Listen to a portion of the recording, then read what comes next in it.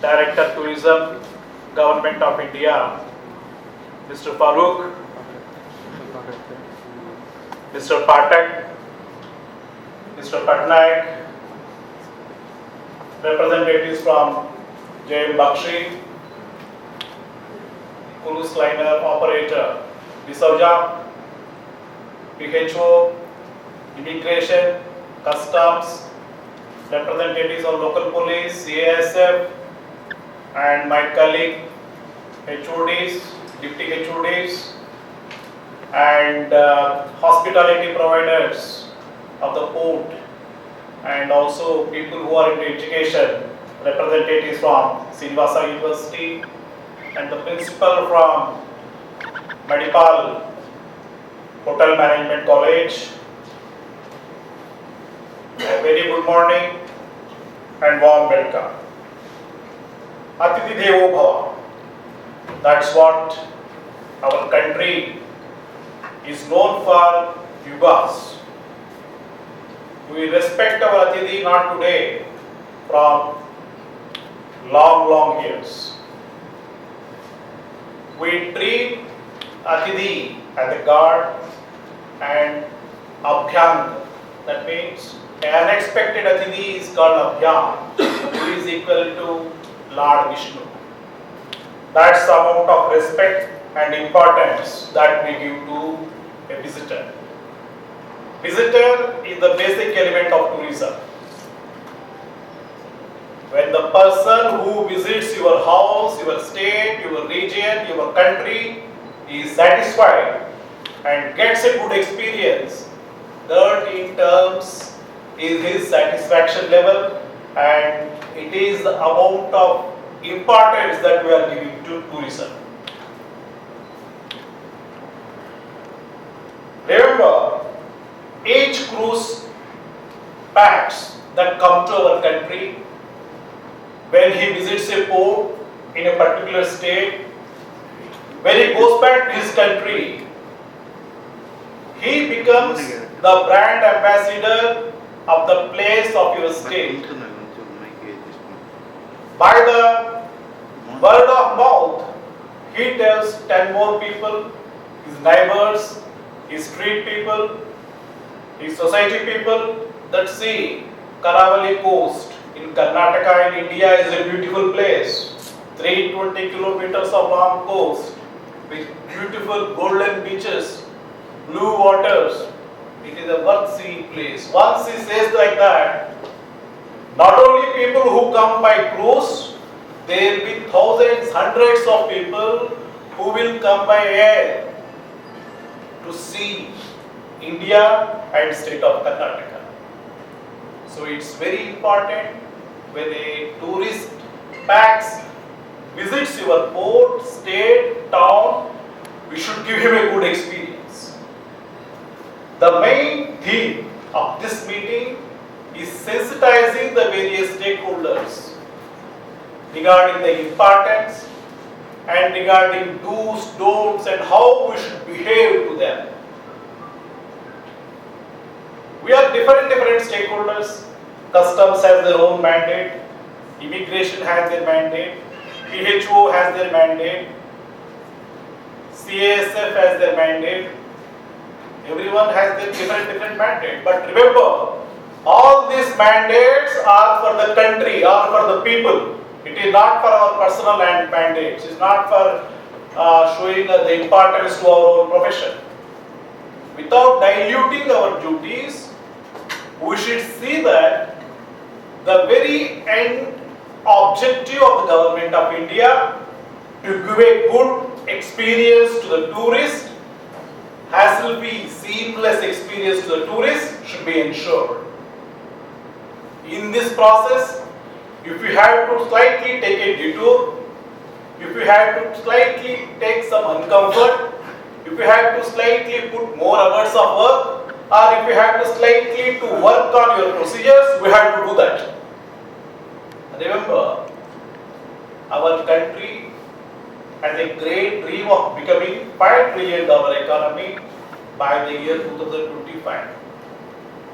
40 to 60 trillion dollar economy by the Amrit Kaal 2047. country wants to become the at least number 3 or number 2 or number 1 position in the world economy. All this is possible only when you unlock the value of potential in tourism in India.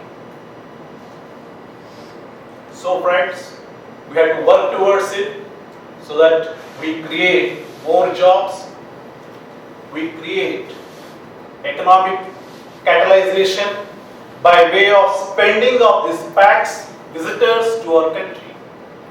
For example, before COVID, average 20 cruise vessels used to call on NMPA.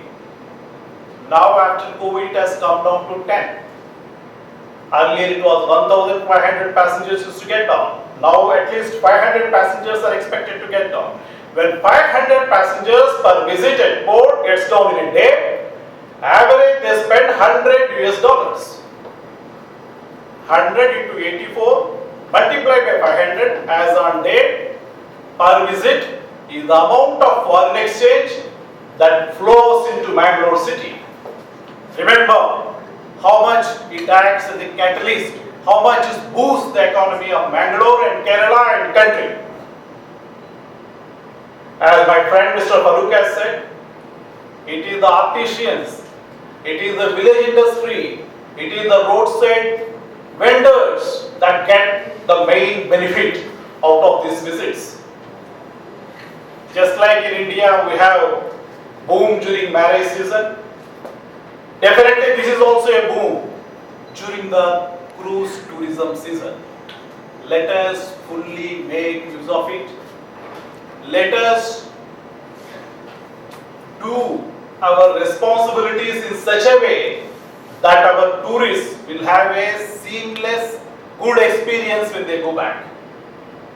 As far as the Mangalore port is concerned, we are doing all the best, whatever we can do. And if someone comes with any idea, I am ready to implement it. We don't look for money because Mangalore port is financially a very strong port. I am proud to say that. And as Deputy Chairman has just said, by facilitating this cruise tourism in the Mangalore port is not going to get any benefit out of it. What we get is peanuts. But we are not bothered about it. We want to work for the objective of the government of India. We don't mind spending our own port money to facilitate more cruise vessels, to give a better experience for the tourists who come here. Last financial year, when the world cruise has come here, I made it a point to make celebrations for 3 days, spending our own money, so that the PAX that visit here will have a good experience and it really clicked, it worked.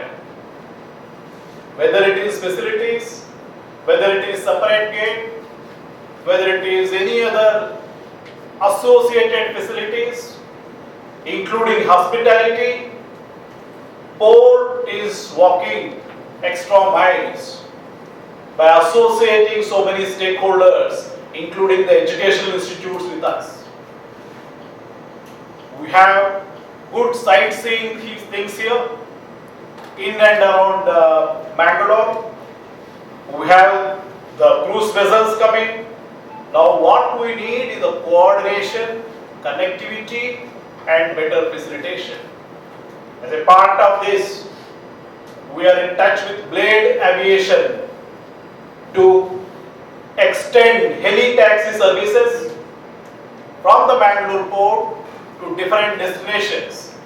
And this is happening, and now we are at the stage of insurance and other things we are working out, and this season also definitely I am very sure that this particular thing will be happening.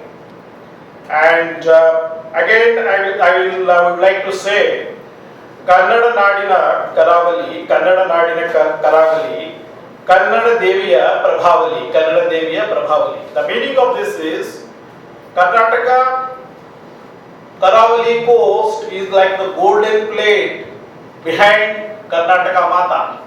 Why I am telling you this is, when people get down at Bangalore, They have the access to 320 kilometers long blue golden sand water beaches of Karnataka, which is comparable, which is at par with any global seaport, any global beaches that are maintained very well in the developed countries.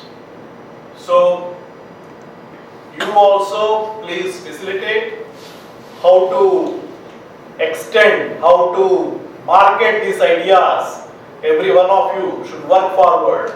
And as far as the domestic cruise tourism is concerned, I have made it very clear that whoever starts the domestic cruise, that is the cruise that may run from one Indian port to other, say from Mangalore to Bombay or Mangalore, Goa, Bombay, if someone comes with an offer, I am ready to give them complete free. We don't charge a single pie at Mangalore port for 6 months.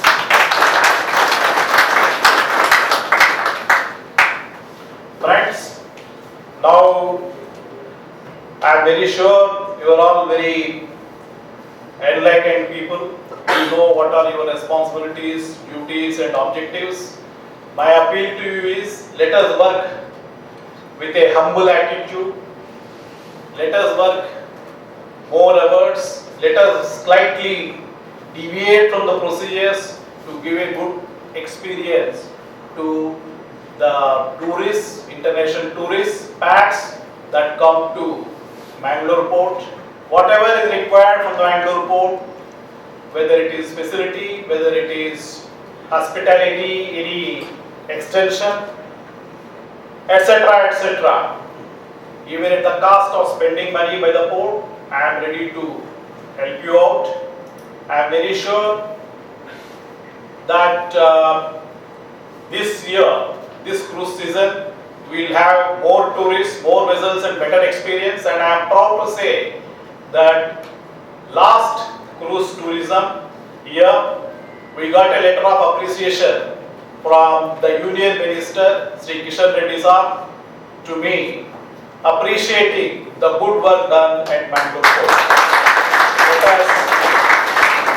Let us do a better job now, good, better, best, never rest, till good becomes better, better becomes excellent. Thank you. Jai Hind, Jai Bharat.